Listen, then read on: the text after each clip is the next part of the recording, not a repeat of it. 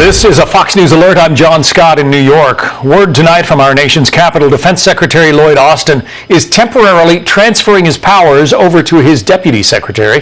This after Austin was admitted to the hospital earlier today with a bladder issue. Austin was diagnosed with prostate cancer in December and was admitted to the hospital in January with complications. The Pentagon says the White House and Congress have been notified. That was not the case when he underwent treatment earlier this year. In Houston, police are investigating what triggered a woman to open fire inside celebrity pastor Joel Osteen's Lakewood megachurch. Officials say she entered the building accompanied by a young boy and started shooting. Two off-duty officers at the church returned fire, killing her. The boy was also shot. He's in critical condition. Another victim was shot in the leg. I'm John Scott. Now back to Life, Liberty, and Live In. This is a Fox News Alert. I'm Marianne Rafferty in Los Angeles. We're just getting word that Defense Secretary Lloyd Austin has been moved to a critical care unit at Walter Reed Medical Center. This coming hours after he was admitted to the hospital with a bladder issue. He has temporarily transferred his powers over to his deputy secretary. Austin was diagnosed with prostate cancer at the end of last year. The White House, Congress, and the Joint Chiefs of Staff have all been notified. And Israel gaining a small victory in its efforts to free the remaining hostages held by Hamas. Special forces rescuing two men during an overnight raid in Gaza's Rafah city. It coincided with a round of Israeli airstrikes on that city, leaving at least 67 Palestinians dead. The hostages were taken to an Israeli hospital to be checked out. They're said to be in good condition. More than 130 hostages remain in Hamas captivity. I'm Marianne Rafferty. Now back to Life, Liberty, and Live In.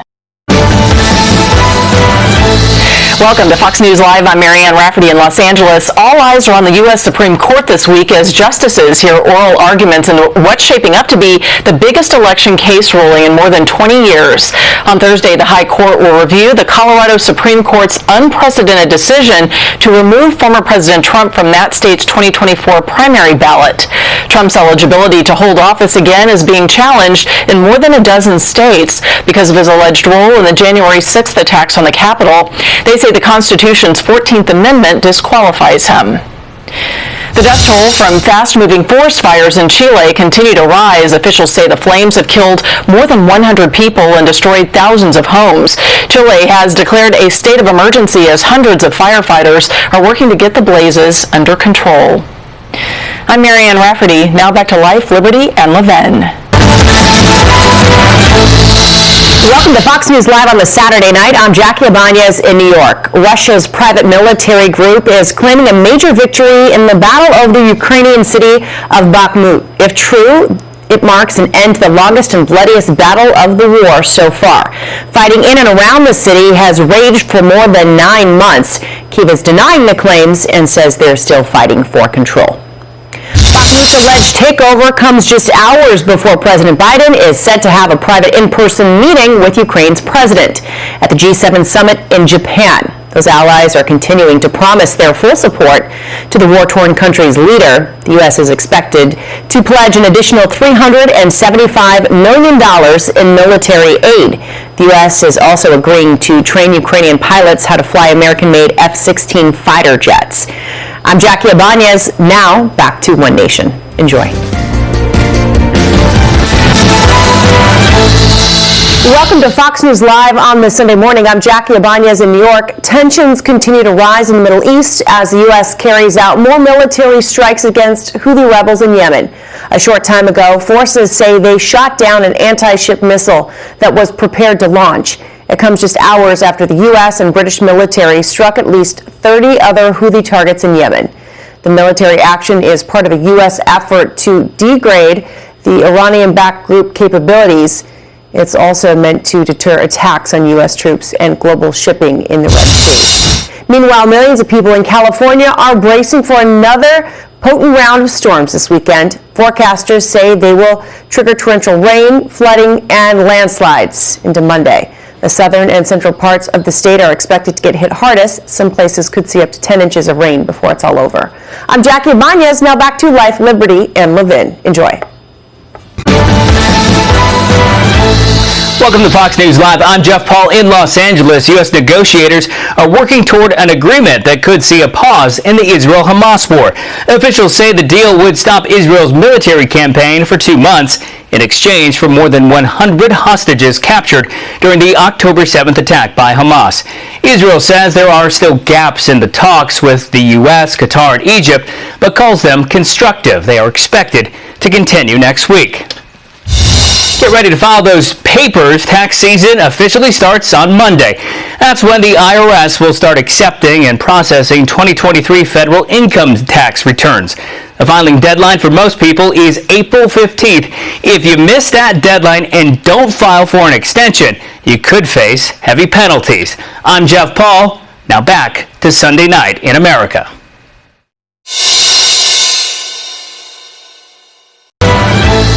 Welcome to Fox News Live. I'm Marianne Rafferty in Los Angeles. Iowa voters will have to brave record-breaking cold temperatures tomorrow as they head to the caucus locations. Des Moines is expected to only see a high of -3 degrees and a low of -12. That's about 30 below zero when you add in wind chills. Those would be the coldest temps in Iowa caucus history. Republican candidates have been braving blizzard-like conditions to drum up last-minute support and hope the extreme weather won't hurt voter turnout. The White House is once again urging Israel to scale back its military attacks in Gaza, saying today it's the right time. The message comes as the IDF is still vowing to intensify its war against Hamas, which has now reached its 100th day. Meantime, Israeli warplanes also hitting targets in Lebanon today, following a deadly Hezbollah missile attack that killed 2 Israeli civilians. I'm Marianne Rafferty. Now back to Sunday Night in America. Welcome to Fox News Live. I'm John Scott in New York. Israeli Prime Minister Benjamin Netanyahu pushing back against the International Court of Justice's ruling to limit Israel's military operation in Gaza. He says Israel will continue to do what's needed to keep its country secure. 3 Palestinians were killed in an Israeli airstrike since yesterday's ruling. The IDF claims it was targeting a Hamas commander. The court's ruling stopped short of calling for a ceasefire. The list of politicians falling victim to swatting incidents is growing. The latest, Republican presidential candidate Nikki Haley. It reportedly happened late last month. The caller alleged he shot his girlfriend at her South Carolina home and threatened to harm himself. There have been more than 24 swatting incidents on high-profile public figures since November. I'm John Scott. Now, back to life, liberty, and Levin. Welcome to Fox News Live. I'm Jackie Ibanez in New York. Several U.S. service members are recovering following a missile attack in Iraq.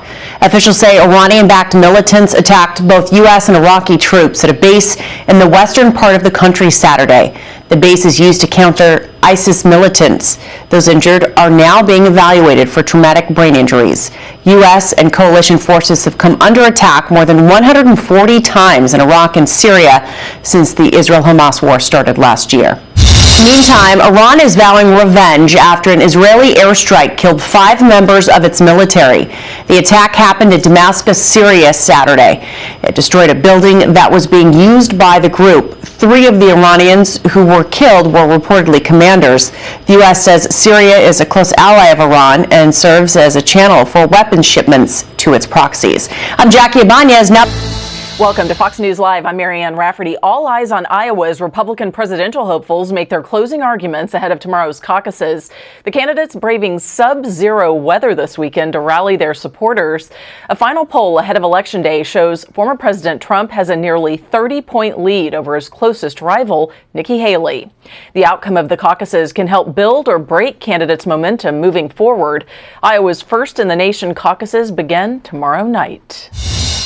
Dangerous Arctic air continues to spread across much of the country. At this hour, millions of people are under winter weather alerts. This latest blast of winter bringing brutally cold wind, freezing rain, and heavy snow as far south as Texas and Louisiana. Meantime, in the north, the lake effect snow machine is also cranking up, hammering parts of New York with more than a foot of snow. I'm Marianne Rafferty. Now back to life, liberty, and Levin. Welcome to Fox News Live. I'm John Scott in New York. The Republican presidential race is now a 2-person contest between former President Trump and Nikki Haley. This after Florida Governor Ron DeSantis suspended his campaign earlier today. He broke the news in a video posted on social media. In it, he thanked his supporters and endorsed Donald Trump. Meantime, both Trump and Haley spent the weekend making their closing arguments to New Hampshire voters ahead of Tuesday's primary. New polling shows Trump leads Haley in the state by 15 to 20 points. Millions of Americans coast to coast are gearing up for a dramatic shift in weather this week. A warming trend will take over much of the country, thawing out this weekend's frigid temperatures. The weather in some places is going to be more March-like than January, but with the warmth also comes the risk of ice, heavy rain, and flooding for a number of states. I'm John Scott. Now back to Life, Liberty, and Levin.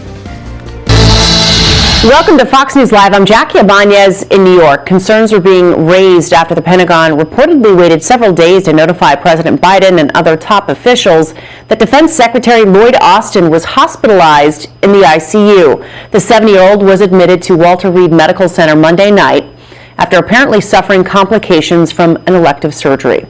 Austin is said to be recovering well and has resumed his full duties. President Biden says he has complete confidence in Austin. Meanwhile, rescue crews in Japan continue to search for survivors following Monday's major 7.6 magnitude earthquake. The latest victim found a woman in her 90s. She was miraculously pulled alive from a collapsed house on Saturday, some 5 days after the quake rocked western Japan. More than 120 people have been confirmed dead, 200 others still missing. I'm Jackie Ibanez. Now back to Life, Liberty, and Levin. Welcome to Fox News Live. I'm Jeff Paul in Los Angeles. The United Nations is dealing with a new fallout involving its relief agency. France and Japan are joining a growing list of countries suspending their funding to the United Nations Relief and Works Agency for the Palestinian refugees. Officials say it's over allegations that some of the agency's staff members were involved in Hamas's deadly October 7th attacks against Israel. The list of nearly a dozen nations pausing support includes the U.S., the U.K., and Italy. Alec Baldwin is set to be arraigned in court this week. The actor was indicted on 2 counts of involuntary manslaughter earlier this month. It's all connected to the 2021 deadly prop gun shooting on the set of the movie Rust in New Mexico. Similar charges were dropped against the actor last year. Baldwin is scheduled to face a judge on Thursday. I'm Jeff Paul. Now back to Life, Liberty, and Levin. Welcome to Fox News Live. I'm Jackie Ibanez in New York. President Biden is spending the weekend in South Carolina trying to drum up support before next weekend's Democratic presidential primary. He attended both a political event and fundraising dinner Saturday. His campaign is hoping to build momentum among black voters in the state who are credited with saving his campaign in 2020. The president is expected to easily win the primary. Meanwhile, U.S. and Chinese leaders holding candid talks in Thailand this weekend as the two countries work to stabilize relations with one another.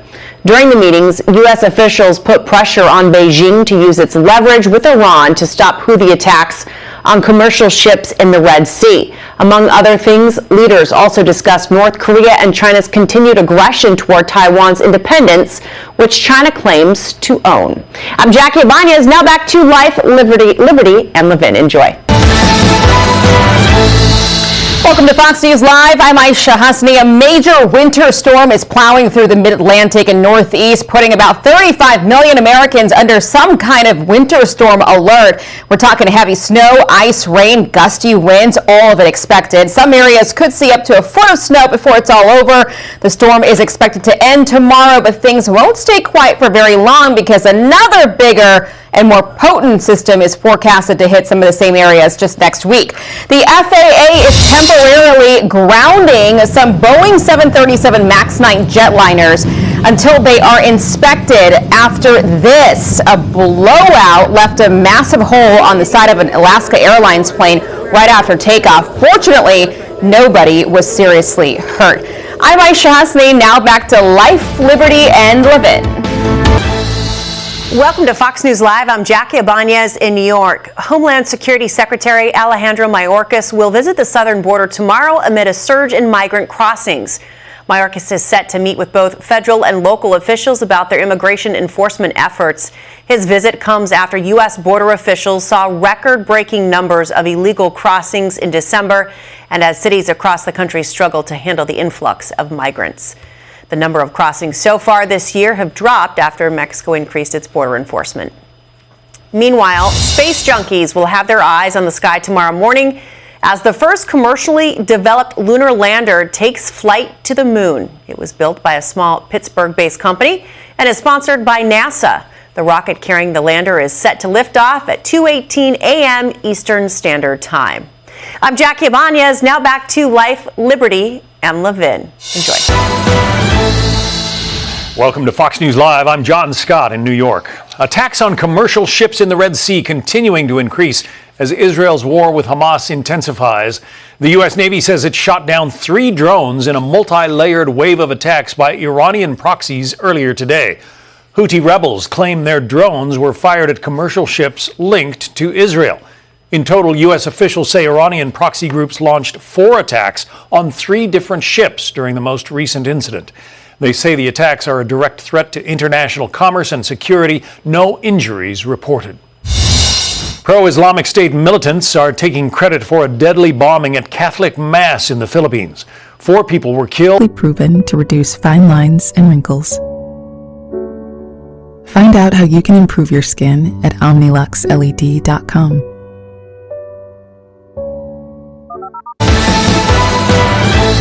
Welcome to Fox News Live. I'm Marianne Rafferty in Los Angeles. All eyes on New Hampshire as former President Trump and Nikki Haley make their closing arguments ahead of tomorrow's first GOP primary.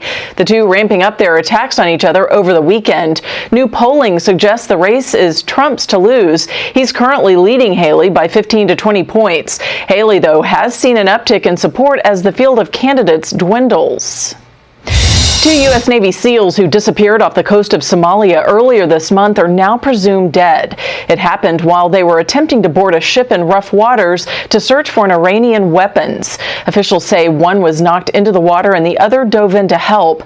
The 10-day search and rescue mission aimed at locating them is now shifted to a recovery phase.